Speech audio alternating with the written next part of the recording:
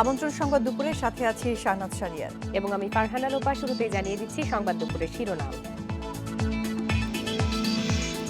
পুরান ঢাকার ব্যবসায়ীরা কেমিক্যাল আমদানি করতে পারবেন না, এনবিআর এর প্রস্তাব।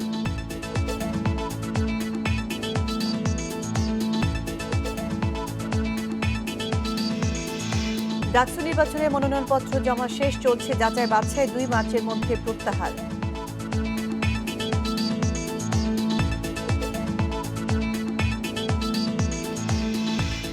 মধ্যরাতে শেষ হচ্ছে ঢাকা সিটি কর্পোরেশন নির্বাচনের প্রচার, ভোট গ্রহণে প্রস্তুত ইসি।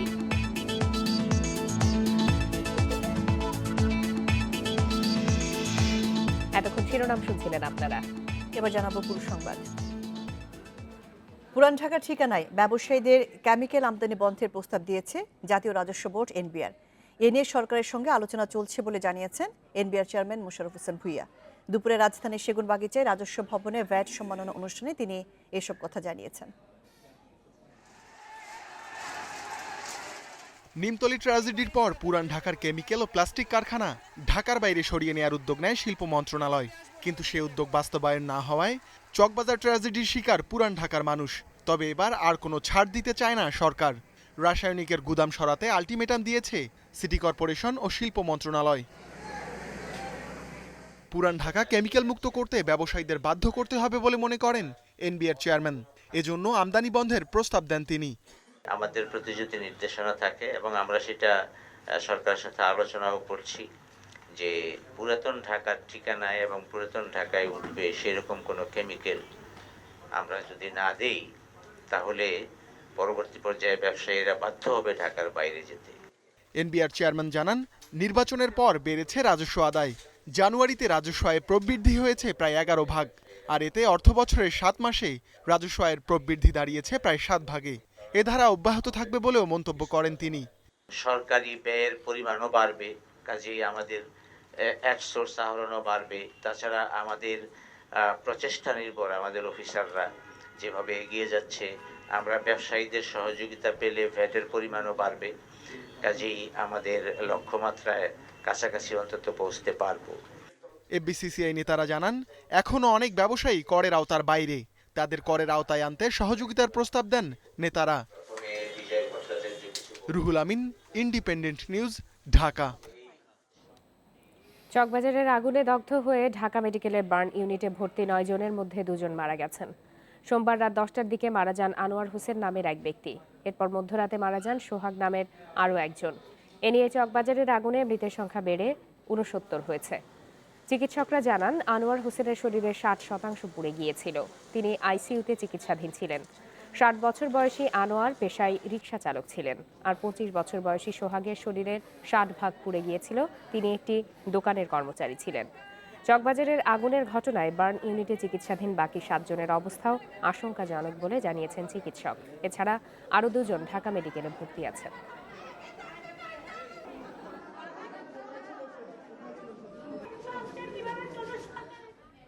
নিয়ম কানুনের তোয়াক্কা না করেই দেশের বিভিন্ন জেলায় বিক্রি হচ্ছে গ্যাস সিলিন্ডার।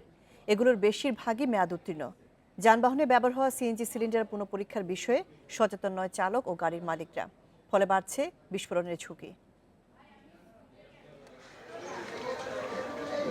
বরিশালে গত 3 মাসে যতগুলো আগুনের ঘটনা ঘটেছে, ফায়ার সার্ভিসের তথ্য অনুযায়ী তার প্রায় 70 ভাগের কারণ গ্যাস সিলিন্ডার বিস্ফোরণ। রান্নার কাজে ব্যবহারের জন্য নগরীতে প্রতি মাসে 55,000 গ্যাস সিলিন্ডার সরবরাহ হয়। বাংলাদেশ পেট্রোলিয়াম কোম্পানি, বিপিসি এবং বেসরকারি 13টি প্রতিষ্ঠান এগুলো সরবরাহ করে। এর মধ্যে বিপিসির গ্যাস সিলিন্ডারের মেয়াদ পার হয়েছে 2 দশক আগে। পদ্মামিকা যেমন 3 কোম্পানি যেগুলো এগুলো মেয়াদ অনেক আগ থেকে মেয়াদ উত্তীর্ণ হয়ে গেছে। নিজের কাছেও ভয় লাগে যে আসলে এটা যে একটা দুর্ঘটনা ঘটতে পারে। মেয়াদ উত্তীর্ণ গ্যাস সিলিন্ডার বিক্রি বন্ধে ভ্রাম্যমাণ আদালত পরিচালনার কথা বলছে প্রশাসন। আমরা প্রত্যেকটি দোকানে প্রথমে সতর্ক করব। আমাদের সতর্কবাণী তারা যদি অনুসরণ না করে আমরা তাদের বিরুদ্ধে আইনানুগ ব্যবস্থা নেব, অর্থাৎ জেল জরিমানার দিকে আমরা যাব। নীলফামারীতে বিস্ফোরক অধিদপ্তরের নীতিমালা অমান্য করেই মুদিখানা, কসমেটিক সহ বিভিন্ন দোকানে বিক্রি হচ্ছে সিলিন্ডার। এসব সিলিন্ডার পরিবহন ও লোড আনলোডের বিষয়ে তেমন সচেতন নয় ক্রেতা বিক্রেতা কেউই। এই রাস্তার ধারে হঠাৎ করে কখন কিরকম একটা বিস্ফোরণ ঘটে, যদি কোনো দুর্ঘটনা ঘটে আপনার ছালা ভিজায় তার উপরে ফেলাই দিতে পারে। লক্ষ্মীপুরে গ্যাস সিলিন্ডারে চলে ছোট বড় প্রায় 15,000 যানবাহন। এর বেশিরভাগই মেয়াদ উত্তীর্ণ। 5 বছর পর পর পুনঃপরীক্ষার কথা থাকলেও তা মানা হয় না। গ্যাস সিলিন্ডারগুলো একটু পরীক্ষা নিরীক্ষা করার জন্য পরীক্ষা নিরীক্ষা করে দিলে আমাদের জন্য সবচেয়ে ভালো হয়। প্রতিবার কারণ দেখেন মানে বলবে কি, বলার মানে কেউ নেই দেশে। যদি কোনো দেখি যে সিলিন্ডারের ভিতরে এখানে লোকাল কোনো কিছু পাওয়া যাচ্ছে যে লোকাল লাগানো যায়, তাহলে ওই গাড়িকে আমরা ফিটনেস দিই এবং ওই গাড়ির বিরুদ্ধে আমরা আইনি অনুযায়ী ব্যবস্থা নিচ্ছি। বিস্ফোরণের ঝুঁকি এড়াতে নিয়ম মেনে সিলিন্ডার পরিবহন, সংরক্ষণ ও ব্যবহারে গ্রাহকদের সচেতনতা বাড়ানোর উপর জোর দিচ্ছে fire service. Mostafizur Rahman, independent news desk. নিজ নিজ গ্রাম উন্নত করার পাশাপাশি দেশে বিনিয়োগ করতে প্রবাসী প্রকৌশলীদের আহ্বান জানিয়েছেন প্রধানমন্ত্রী শেখ হাসিনা। সকালে রাজধানীতে প্রবাসী প্রকৌশলীদের প্রথম সম্মেলনে যোগ দিয়ে প্রধানমন্ত্রী এই আহ্বান জানান। সরকার অঞ্চল ভেদে আলাদা বিনিয়োগ পরিকল্পনা নিয়েছে জানিয়ে তাদের মেধা ও অভিজ্ঞতাকে কাজে লাগানোর আহ্বান জানান প্রধানমন্ত্রী। We are for Bangladesh slogan নিয়ে বিশ্বের বিভিন্ন দেশে বিভিন্ন পেশায় কাজ করছেন প্রবাসী বাংলাদেশিরা। তাদের মধ্যে যারা প্রকৌশল পেশায়, তাদের মেধা ও অভিজ্ঞতাকে দেশের উন্নয়নে আরও নিবিড়ভাবে সম্পৃক্ত করতে এই সম্মেলন, যার আয়োজন করেছে অর্থনৈতিক সম্পর্ক বিভাগ, এটুআই এবং ব্রিজ টু বাংলাদেশ, যেখানে 30টি দেশের প্রায় 300 প্রকৌশলী যোগ দেন। উদ্বোধনী আয়োজনে প্রধানমন্ত্রীর হাতে শুভেচ্ছা স্মারক তুলে দেন প্রবাসী প্রকৌশলীরা। স্বাধীনতা সংগ্রাম থেকে দেশের অগ্রযাত্রায় প্রবাসীদের অবদানের কথা এই সময় কৃতজ্ঞতার সাথে স্মরণ করেন শেখ হাসিনা। বাংলাদেশের উন্নয়নটাকে শুধু আমরা শহর ভিত্তিক বা রাজধানী ভিত্তিক না, আমরা পুরো গ্রাম ভিত্তিক উন্নয়ন করতে চাই। কাজে আজকে যারা আপনারা বিদেশ থেকে এসেছেন, বাংলাদেশের কোনো না কোনো গ্রামেই আপনাদের বাড়ি ঘর, সেখানে আপনাদের শিকড় রয়ে গেছে। সেই শিকড়ের সন্ধান করে যার যার অঞ্চলেও কীভাবে উন্নয়ন করতে পারেন, আমি আপনাদের কাছে সে অনুরোধও করব যে আপনারা সেদিকটাও একটু বিশেষভাবে নজর দেবেন। দেশের উন্নয়নে প্রবাসীদের বিনিয়োগের পাশাপাশি বিদেশি বিনিয়োগ বাড়াতে সচেষ্ট থাকার আহ্বান জানান প্রধানমন্ত্রী। আপনারা বাংলাদেশেরই সন্তান, আপনারা বিদেশে আছেন ঠিক, কিন্তু এই মাটির সন্তান, এই মাটি মানুষ, এটাই হচ্ছে আপনাদের মূল জায়গা, এটাই হচ্ছে আপনাদের শিকড়। শিকড়ের সন্ধানে আজকে আপনারা এসেছেন। কাজী সেজন্য আমি স্বাগত জানিয়ে এটুকু বলবো যে আপনাদের এই উদ্যোগ বাংলাদেশের উন্নয়নকে আরও ত্বরান্বিত করতে পারবে বলে আমি বিশ্বাস করি। প্রধানমন্ত্রী বলেন, পদ্মা সেতু, কর্ণফুলী টানেল, 100 বছরের বদ্বীপ পরিকল্পনা সহ সরকারের অনেক প্রকল্প রয়েছে। এগুলো বাস্তবায়নে সবার সহযোগিতা চান প্রধানমন্ত্রী। পদ্ধতি উদ্ভাবনের মাধ্যমে এই দেশকে আমরা আরও সমৃদ্ধশালী, আরও উন্নত করতে পারি, সেটাই আপনারা দেখবেন। অনিমেষ কর, ইন্ডিপেন্ডেন্ট নিউজ, ঢাকা। ঢাকা বিশ্ববিদ্যালয় কেন্দ্রীয় ছাত্র সংসদ ডাকসু নির্বাচনের মনোনয়নপত্র জমা দেয়া শেষ হয়েছে আজ। দুপুরের পর সেসব মনোনয়নপত্র যাচাই বাছাই করার কাজ শুরু হবে বলে জানিয়েছে কর্তৃপক্ষ। আগামীকাল প্রকাশ করা হবে প্রার্থীদের তালিকা। 2 মার্চের মধ্যে প্রার্থিতা প্রত্যাহার করা যাবে। এবারে নির্বাচনে ছাত্রলীগ, ছাত্রদল সহ 10টি প্যানেল অংশ নিচ্ছে। বাম জোটের পাশাপাশি নির্বাচনে প্যানেল দিয়েছে কোটা সংস্কার ইস্যুতে আন্দোলনকারীরাও। এছাড়াও ক্যাম্পাসে নিষিদ্ধ জাতীয় ছাত্র সমাজ ও ধর্মভিত্তিক ইসলামী শাসনতন্ত্র ছাত্র আন্দোলনও প্যানেল দিচ্ছে এবারে নির্বাচনে। ডাকসু নির্বাচনে 25টি পদে ভোট হবে 11 মার্চ। বিশ্ববিদ্যালয় প্রশাসন জানিয়েছে, যাচাই বাছাইয়ের পর জানা যাবে কতজন প্রার্থী মনোনয়নপত্র জমা দিয়েছেন।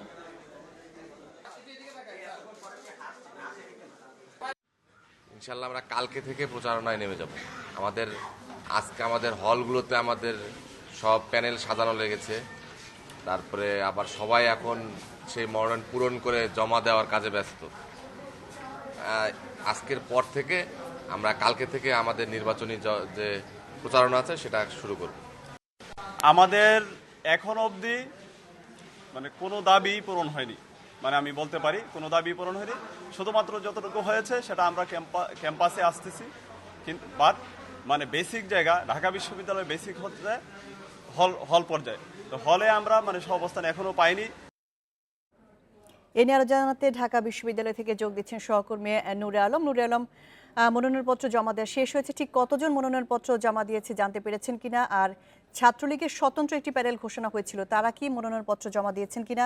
নির্বাচনের পরিবেশ নিয়ে প্রার্থীরা এবং সাধারণ শিক্ষার্থীরা কি বলছেন? সবগুলো ছাত্র সংগঠনের প্যানেলের প্রার্থীরাই এরই মধ্যে মনোনয়ন ফর্ম জমা দিয়েছেন।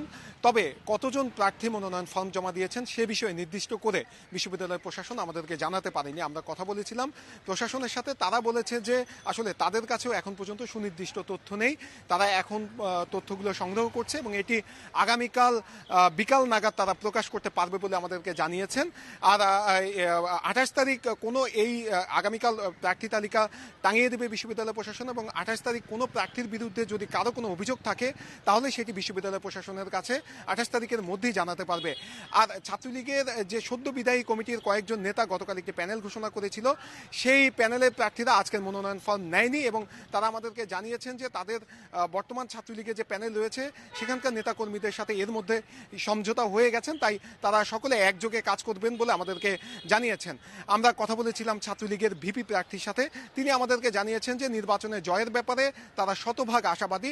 তারা বলছেন যে নির্বাচনে জয়ী হলে ক্যাম্পাসে শিক্ষার্থীদের যেসব উন্নয়নমূলক কর্মকাণ্ড রয়েছেন সেগুলো বাস্তবায়ন করতে তারা ভূমিকা রাখবে এবং শিক্ষার্থীদের পাশে থাকবে।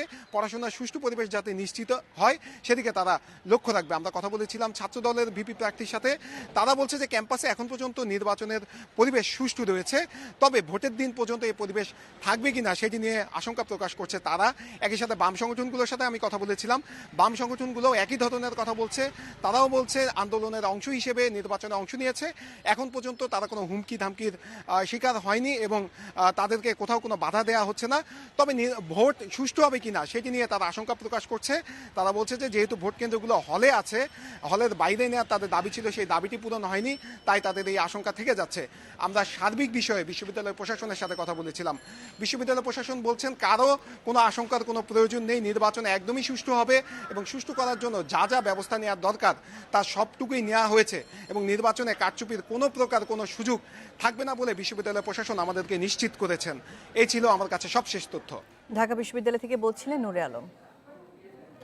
ঢাকা উত্তর সিটির মেয়র পদে উপনির্বাচন এবং উত্তর ও দক্ষিণ সিটিতে নতুন 18টি ওয়ার্ডে কাউন্সিলর নির্বাচনে প্রচারণা শেষ হচ্ছে আজ মধ্যরাতে। শেষ দিনের সকাল থেকে প্রচারণায় ব্যস্ত প্রার্থীরা। মেয়র পদে আওয়ামী লীগের প্রার্থী আতিকুল ইসলাম সহ অন্য প্রার্থীরাও নানা প্রতিশ্রুতি দিয়ে ভোট চাচ্ছেন। এছাড়াও কাউন্সিলর প্রার্থীরা লিফলেট বিতরণ, মাইকিং সহ নানাভাবে প্রচার চালাচ্ছেন।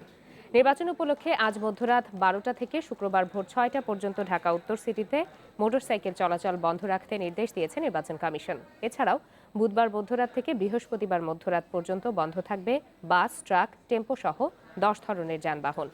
ঢাকা উত্তর সিটির মেয়র পদে উপনির্বাচন এবং নতুন 18টি ওয়ার্ডে ভোট গ্রহণ বৃহস্পতিবার। সেদিন রাজধানীতে সাধারণ ছুটি ঘোষণা করা হয়েছে।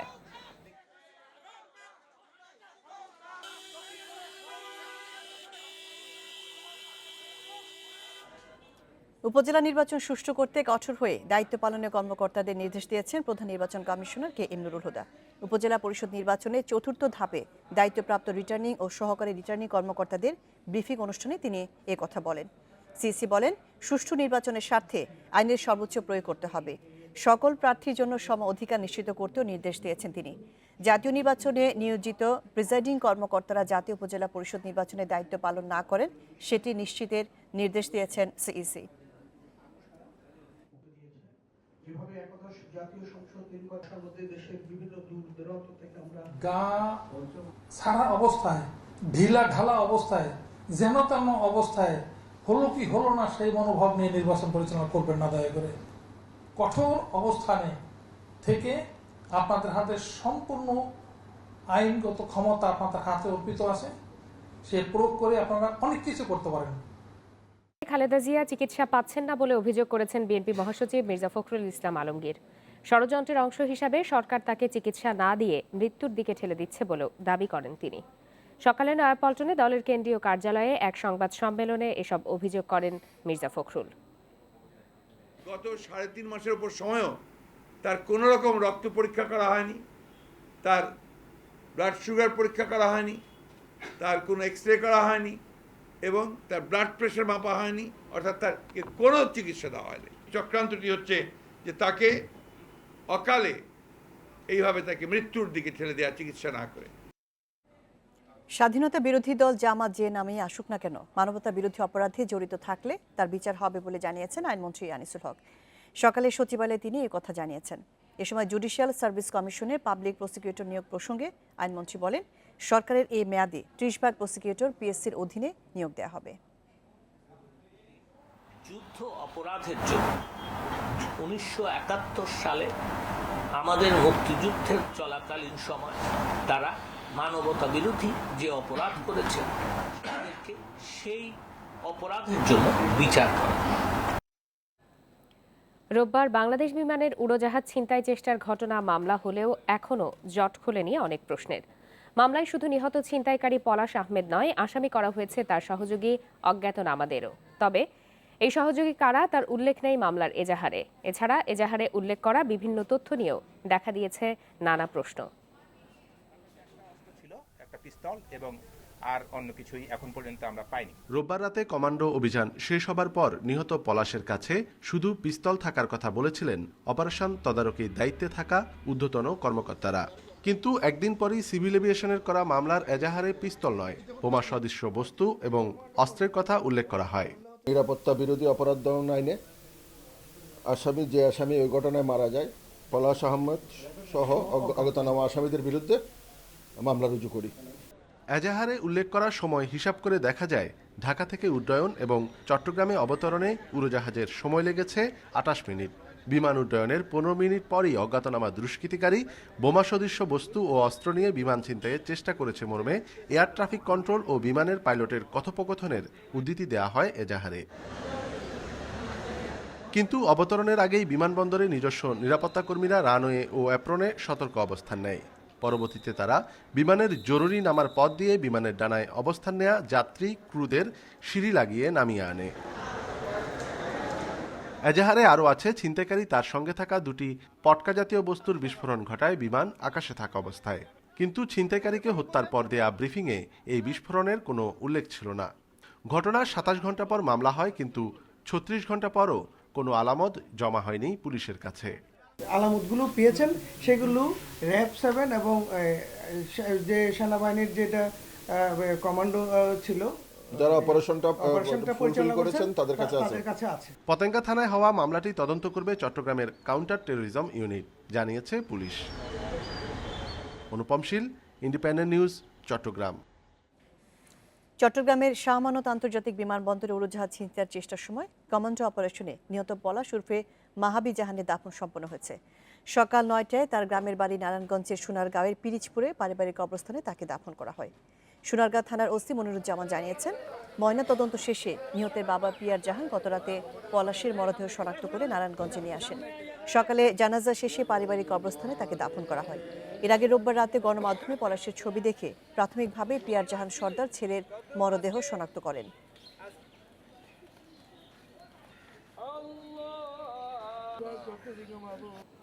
2010 সাল পর্যন্ত সারা দেশে যত ফৌজদারি মামলা নিম্ন আদালতে বিচারাধীন আছে সেই তালিকা 30 দিনের মধ্যে দাখিলের নির্দেশ দিয়েছেন হাইকোর্ট। সকালে বিচারপতি এম ইনায়েতুর রহিম এবং বিচারপতি এম মোস্তাফিজুর রহমানের বেঞ্চ এই আদেশ দিয়েছেন।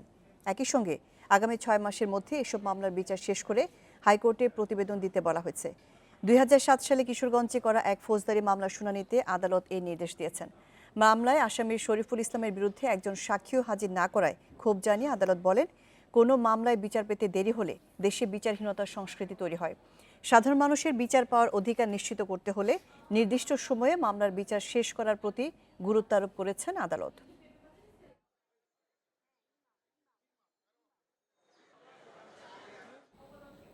দুই জেলায় গোলাগুলিতে 2 জন নিহত হয়েছে। এর মধ্যে কুষ্টিয়ার কুমারখালীতে 2 দল মাদক ব্যবসায়ীর মধ্যে গোলাগুলিতে এমদাদ খোনকার নামের একজন নিহত হয়েছে।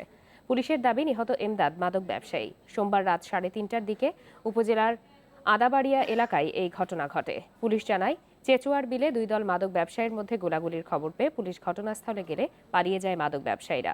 এ সময় সেখান থেকে গুলিবিদ্ধ মাদক ব্যবসায়ী এমদাদকে উদ্ধার করে কুষ্টিয়া জেনারেল হাসপাতালে নিলে চিকিৎসক মৃত ঘোষণা করেন।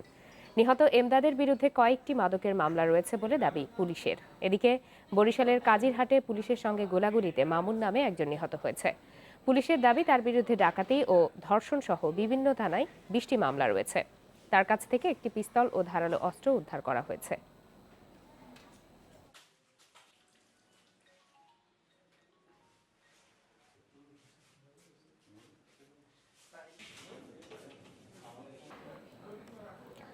নারীদের হাত ধরে আন্তর্জাতিক ইসলামী সলিডারিটি আর্চারিতে 2টি স্বর্ণ এসেছে। নারীদের কম্পাউন্ড দলগত ফাইনালে ভারতকে হারিয়ে স্বর্ণ জিতেছে বাংলাদেশ। রিকার্ভ নারী এককে স্বর্ণ জিতেছেন দিয়া সিদ্দিকী। তবে পুরুষ রিকার্ভ দলগত ইভেন্টে স্বর্ণ হাতছাড়া হয়েছে। শুরু থেকে হাড্ডাহাড্ডি লড়াই হয় বাংলাদেশ ভারতের। নিশানাবাজিতে ভুলের খুব একটা সুযোগ দেয়নি দুই দল। তৃতীয় রাউন্ডে লিড নিয়েছে বাংলাদেশ। শেষ রাউন্ডেও একটা ভুল বেশি করে ভারত, তাতেই স্বর্ণ বাংলাদেশের। বাংলাদেশের হয়ে নিশানাবাজি করেছেন সুস্মিতা বণিক, বন্যা আক্তার ও শ্যামলী রায়। নারীরা স্বর্ণ পেলেও কম্পাউন্ড পুরুষ দলগত ফাইনালে ভারতের কাছে 231-228 ব্যবধানে হেরে রৌপ্য পেয়েছে বাংলাদেশ। এদিকে কম্পাউন্ড মিশ্রতে স্বর্ণ জিতেছে জার্মানি। একই ইভেন্টের নারী এককে ভারত ও পুরুষ এককে স্বর্ণ জিতেছে চাইনিজ তাইপে।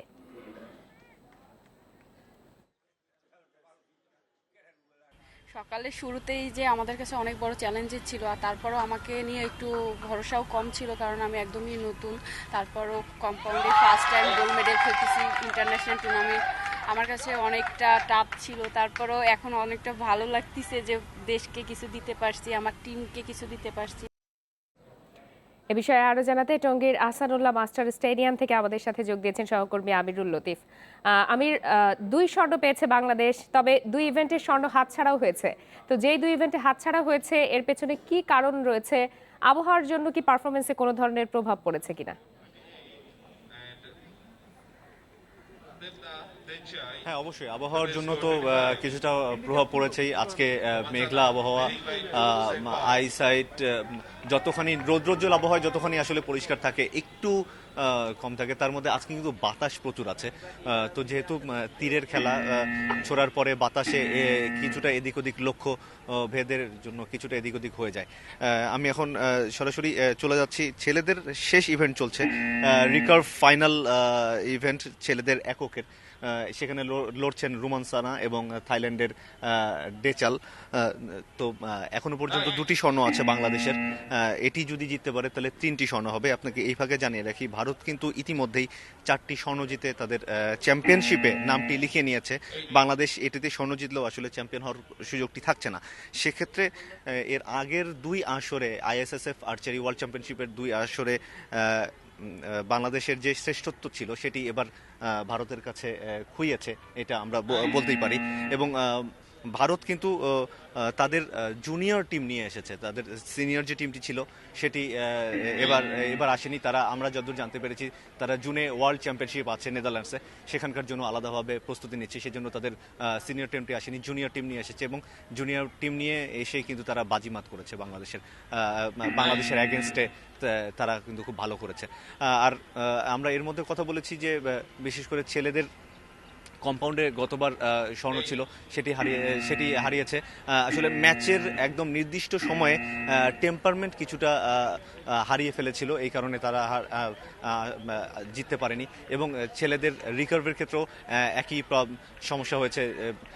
শুরু থেকে ভালোই লড়ছিলেন তারা, স্কোরগুলো ভালো হচ্ছিল, কিন্তু একজন প্রতিযোগী আসলে তার টেম্পারমেন্টটা ঠিকঠাক ধরে রাখতে পারেনি বলেই স্কোরে কিছুটা কম হয়ে যায় এবং বাংলাদেশ শেষ পর্যন্ত আসলে স্বর্ণটা হাতছাড়া করে। আন্তর্জাতিক সলিডারিটি আর্চারির খবর জানাচ্ছিলেন আমাদের সহকর্মী। শেষ হচ্ছে সংবাদ দুপুর, তবে তার আগে শিরোনামগুলো জানাবো আরো একবার। পুরান ঢাকার ব্যবসায়ীরা কেমিক্যাল আমদানি করতে পারবেন না, এনবিআর এর প্রস্তাব।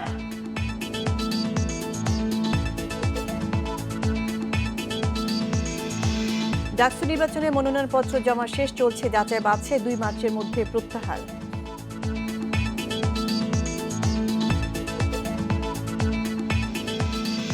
মধ্যরাতে শেষ হচ্ছে ঢাকা সিটি কর্পোরেশন নির্বাচনের প্রচার, ভোট গ্রহণে প্রস্তুত ইসি।